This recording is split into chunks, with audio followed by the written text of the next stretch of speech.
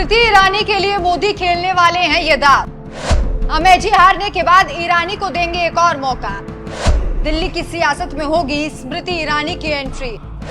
दिल्ली में बीजेपी का वनवास खत्म कर पाएंगी स्मृति ईरानी।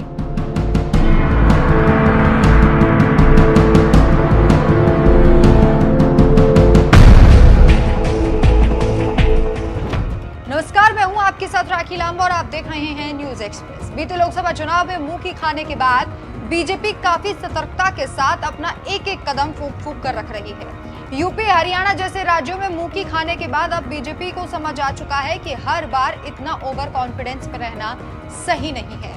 यूपी की अमेठी में करारी हार का सामना करने वाली स्मृति ईरानी तो मानो राजनीति से ही छूमंतर हो गई थी। कहां राहुल को दिन रात कोसने वाली ईरानी पहले कुछ ना कुछ बोलती रहती थी, लेकिन जब से अमेठी हारी है तभी से चुप सी हो गई है। अब खबरें हैं कि मोदी जी ने ईरानी के लिए एक और नई योजना बनाई है। कभी केंद्रीय मंत्री और अमेठी से सांसद रहने वाली स्मृति ईरानी को मोदी गिफ्ट देने का मन बना चुके हैं और ये गिफ्ट दिल्ली के तौर पर उन्हें मिलेगा। दिल्ली की राजनीति में इस वक्त काफी उथल पुथल मची हुई है।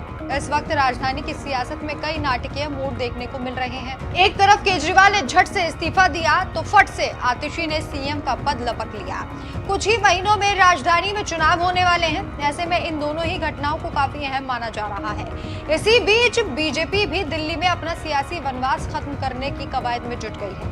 2 बार आम आदमी पार्टी के हाथों करारी शिकस्त झेल चुकी बीजेपी इस बार नई रणनीति पर काम करने का मन बना रही है।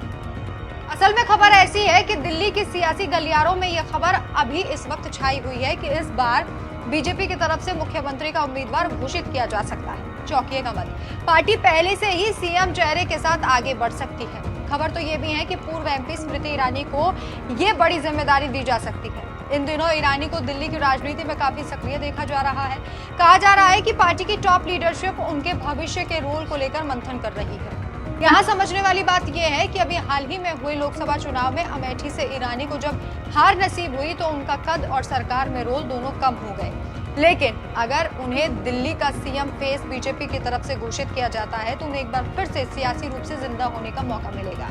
खबर है कि पार्टी ईरानी के नाम पर विचार कर रही है। कुछ पार्टी नेताओं का ये तक कहना है कि किसी को दिल्ली का चुनाव का चेहरा बता देना इस बात को साबित नहीं करता कि वो सीएम फेस भी रहने वाला है। उसे बस चुनाव की सारी जिम्मेदारी सौंप दी जाएगी और पीएम मोदी के बाद राजधानी में सबसे बड़े चेहरे के रूप में प्रेजेंट किया जाएगा। वैसे बीजेपी को लेकर ऐसा कहा जाता है कि चुनाव से पहले अपना सीएम चेहरा कभी घोषित नहीं करती। उसने एक बार दिल्ली में किरण बेदी को जरूर अपना मुख्यमंत्री चेहरा बता दिया था, लेकिन उस चुनाव में आपकी आंधी में पार्टी को धूल चटाने का काम किया था।